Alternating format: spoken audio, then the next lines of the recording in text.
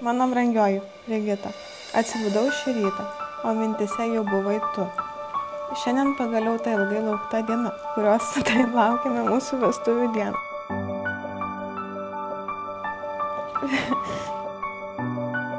Mano būsimas vyre, nenuvaldomai artėja akimirka, kurios taip mūdu laukime, kai pagaliau tapsime vyru ir žmona, šeima.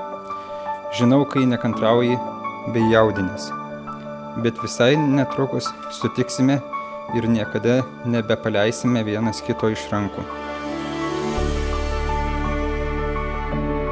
Tu esi ypatinga mano mergytė. Tavo gerumas, tavo nuoširdumas užbūrė mane iki pat dangaus. Aš džiaugiuosi praleisti tą kiekvieną akimirką su tavimi ir kiekviena diena vis labiau tave myliu.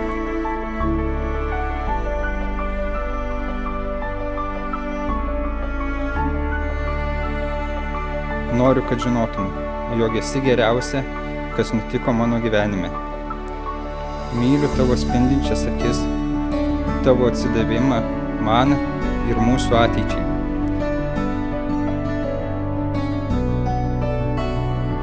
Kartu sukursime gražią laimingą šeimą, kupiną juoko, meilės ir džiaugsmo.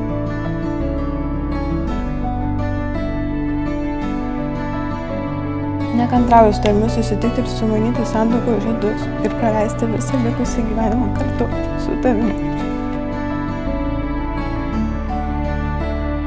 Su meile tavo būsimas vyras Deividas. PS. Nepamiršk, kad esi gražiausia moteris ir būsima mama šitam dideliame ir nuspėjamam pasaulyje.